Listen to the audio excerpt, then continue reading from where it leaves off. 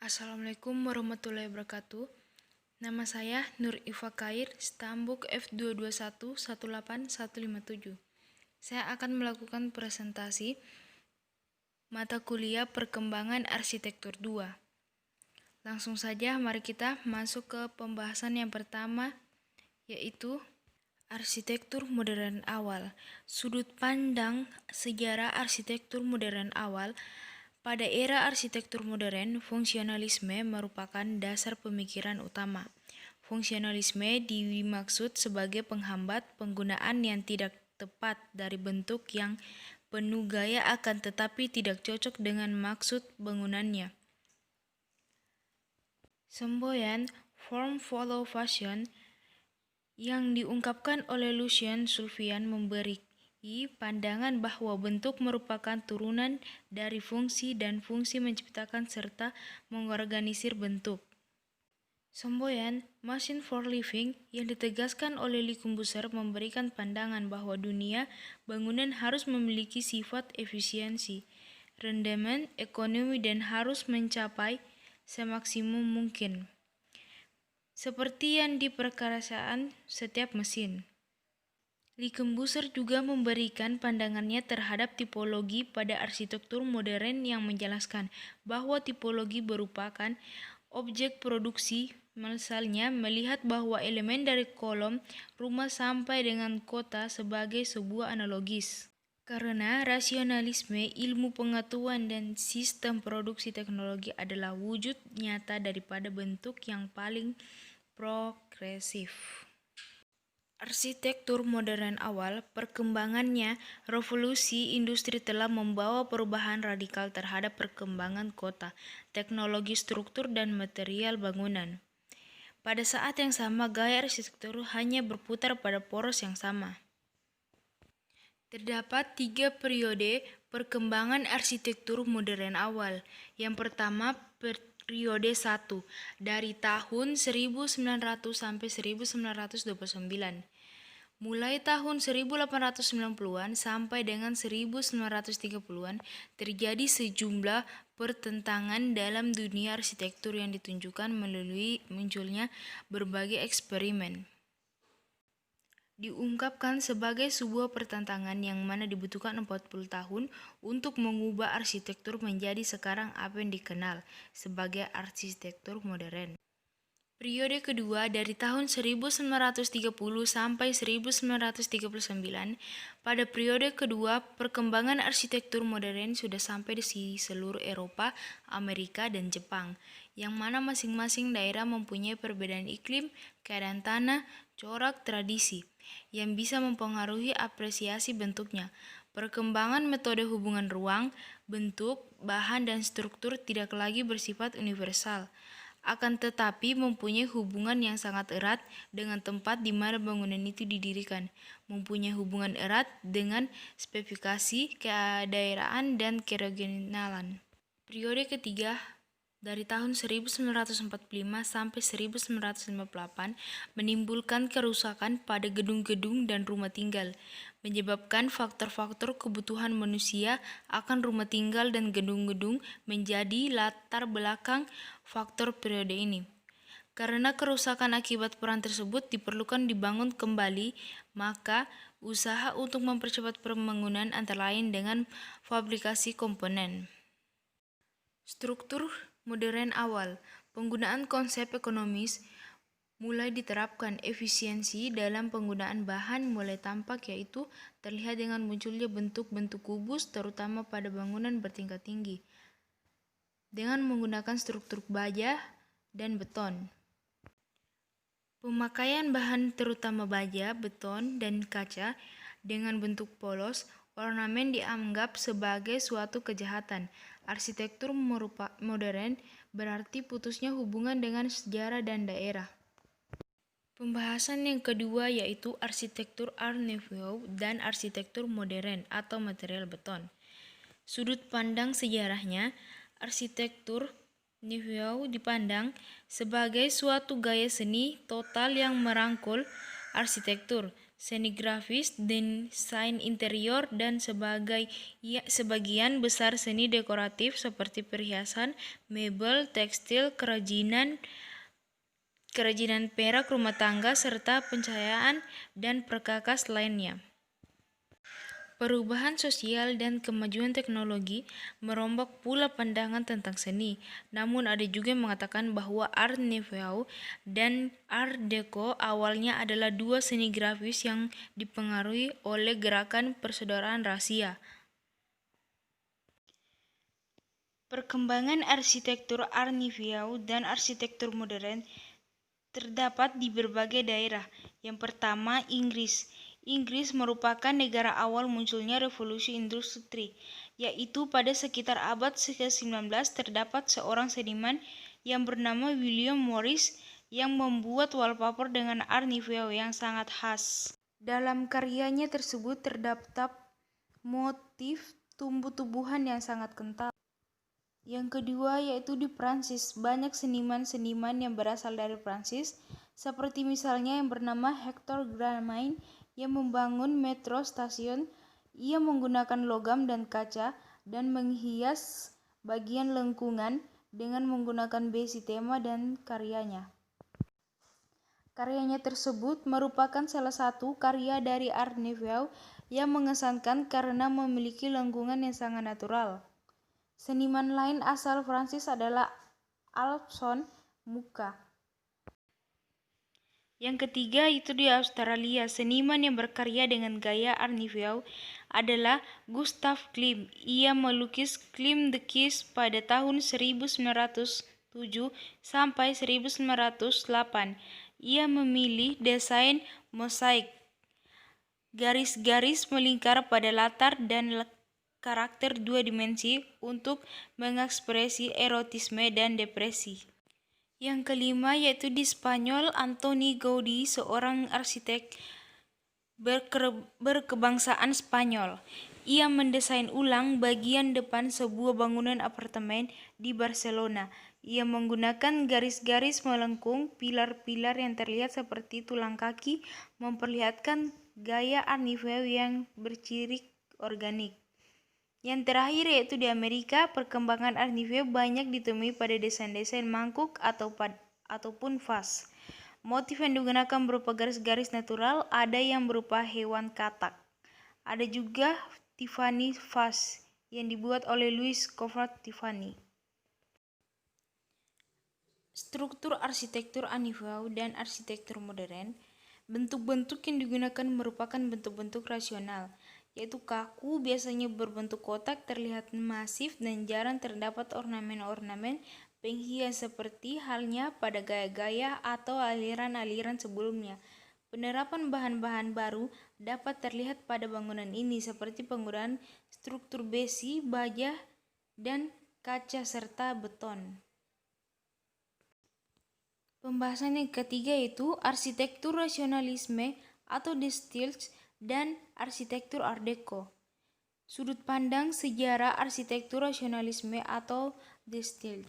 Dalam pandangan arsitektur modern pada tahun 1910 sampai 1940-an terjadi perubahan dalam pola dan konsep keindahan arsitektur, di mana keindahan timbul semata-mata oleh adanya fungsi dari elemen-elemen bangunan. Oleh karena itu, aliran ini disebut sebagai arsitektur fungsionalisme atau rasionalisme. Bangunan berbentuk oleh bagian-bagiannya, dinding, jendela, pintu, atap, dan lain-lain, tersusun dalam komposisi dari unsur-unsur yang semuanya mempunyai fungsi. Perkembangan arsitektur rasionalisme atau de stijl dan arsitektur Art Deco. Perkembangan arsitektur rasionalisme salah satu dari tren atau gaya arsitektur modern yang berkembang pada masa arsitektur modern, yaitu pada tahun 1920-an sampai dengan tahun 1930-an sebelum Perang Dunia Kedua. Nama de stijl sendiri diambil dari nama sebuah majalah seni rupa di Belanda yang sedang terkenal pada masa itu. Arsitektur Art Deco di negara-negara besar seperti Amerika, Jerman, dan Prancis. Art Deco. paling banyak digemari. Swiss sendiri menggabungkan gaya Art Deco Prancis dan Art Deco Jerman yang menghasilkan gaya khas Swiss. Struktur rasionalisme atau The Style dan arsitektur Art Deco, bangunan terbentuk oleh bagian-bagiannya, jendela, dinding, pintu, atap, dan lain-lain tersusun dalam komposisi dari unsur-unsur yang semuanya mempunyai fungsi. Teori, bentuk, dan konsep lama keindahan seni termasuk arsitektur ditinggalkan. Hubungan dengan masa lampau berusaha diputus oleh para arsitektur. Pembahasan yang keempat yaitu arsitektur fungsionalisme atau kubisme. Sudut pandang sejarah arsitektur modern 1910 sampai 1940-an terjadi perubahan dalam pola dan konsep keindahan arsitektur, di mana keindahan timbul semata-mata oleh adanya fungsi dari elemen-elemen bangunan. Oleh karena itu, aliran ini disebut sebagai arsitektur fungsionalisme atau rasionalisme, berdasarkan rasio atau pemikiran yang logis.